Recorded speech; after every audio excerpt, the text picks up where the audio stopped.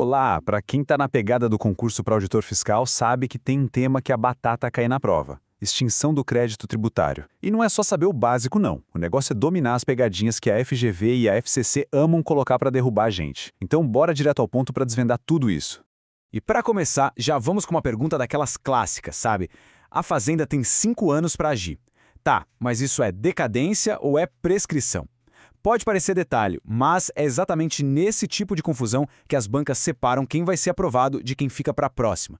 Entender isso aqui é a base para garantir aqueles pontos que, nossa, fazem toda a diferença no final. Então, o nosso roteiro aqui hoje está bem direto ao ponto. A gente vai começar com o artigo 156, que é tipo o mapa da mina. Depois, a gente foca em pagamento e as regrinhas dele. Aí vem o prato principal: decadência versus prescrição. Em seguida, a gente passa por outras causas que sempre aparecem. E para fechar com chave de ouro, foco na banca, com aquelas dicas finais que valem ouro. Vamos nessa?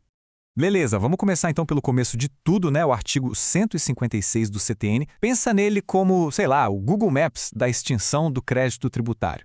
É ele que mostra todos os 11 caminhos possíveis para o contribuinte zerar uma dívida com o fisco. É o nosso ponto de partida. E aqui está a lista completa, as 11 causas de extinção do crédito tributário. É fundamental, assim, decorar essa lista, porque para a banca o rol é taxativo, ou seja, são essas e ponto final.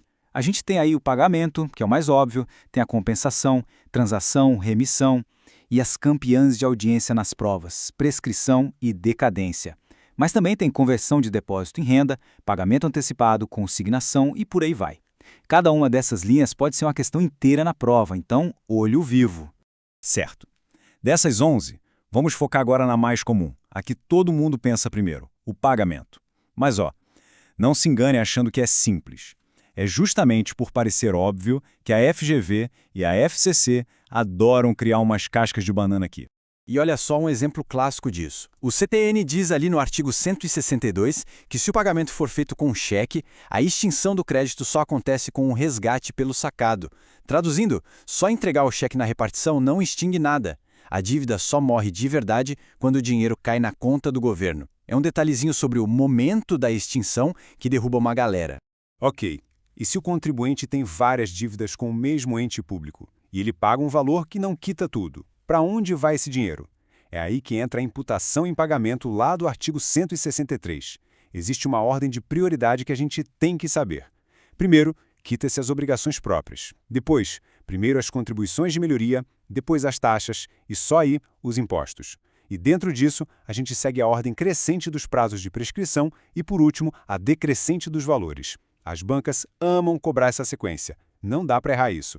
Muito bem. Agora a gente chegou no ponto alto, no coração do tema, que é o que define mesmo quem passa no concurso: a diferença entre decadência e prescrição. Se tem uma coisa que precisa sair daqui sabendo de cor e salteado, é isso. Dominar esse assunto é um baita diferencial.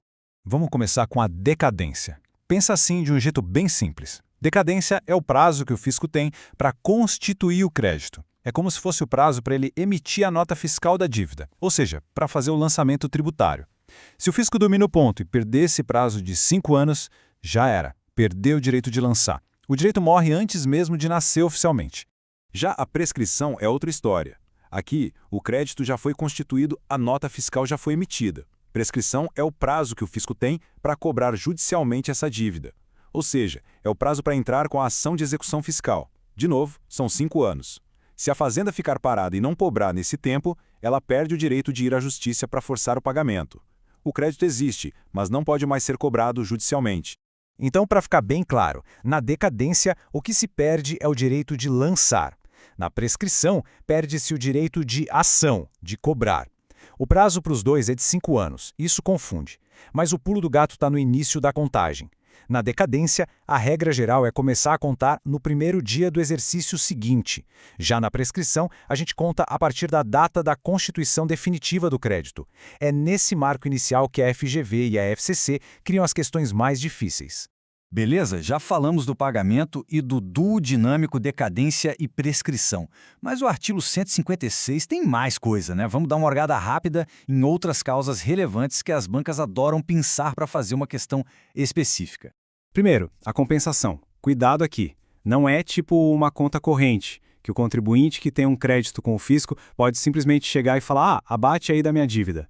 Não funciona assim. O artigo 170 é claríssimo. A compensação depende de uma lei específica autorizando. Tem que ter lei, senão não tem conversa. Agora, a dação em pagamento. Essa aqui é a pegadinha certa, principalmente na FCC. O contribuinte pode pagar o tributo entregando um bem?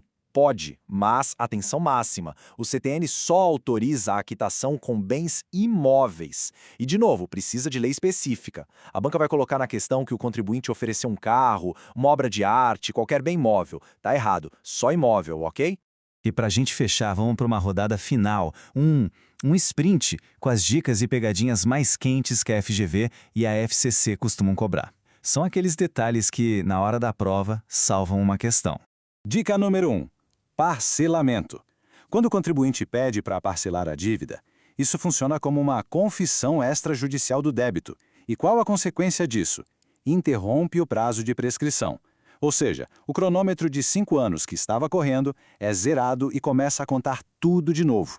Isso está lá no artigo 174. Agora uma pegadinha que parece até injusta, mas é a regra do jogo. Se o contribuinte, por engano ou por vontade própria, paga uma dívida que já estava prescrita, ele não pode pedir o dinheiro de volta. Não tem direito à restituição. A lógica é que a prescrição extingue o direito de cobrar, mas não a obrigação em si. Então, se pagou, pagou. É considerado um pagamento válido. Dica 2, e essa é de súmula do STJ a 625. O pedido administrativo de restituição de um tributo pago indevidamente não interrompe o prazo prescricional para entrar com ação judicial. Muita gente acha que ao protocolar o pedido na Receita, o prazo para ir à Justiça congela, mas não. Os prazos correm em paralelo. Se o prazo de 5 anos para a ação judicial acabar, já era, mesmo que o processo administrativo ainda esteja lá tramitando. E a segunda pegadinha, que é um clássico dos clássicos. Não confunda extinção com exclusão do crédito. São coisas completamente diferentes. Anistia e isenção, por exemplo, excluem o crédito. Elas impedem que o crédito sequer nasça, que ele seja lançado. Já a decadência e a prescrição extinguem um crédito que já existia ou que poderia ter sido constituído. As bancas amam misturar esses conceitos para ver quem está atento. E para fechar, fica uma reflexão para aprofundar os estudos. Depois de tudo isso, está claro quando a gente aplica a regra do artigo 173 e quando aplica do artigo 150, parágrafo 4º, para contar o início do prazo de decadência, principalmente nos tributos sujeitos a lançamento por homologação. Dominar essa diferença é o que mostra que o conhecimento está realmente em outro nível. É o que garante aqueles pontos que fazem toda a diferença. Vale a pena revisar.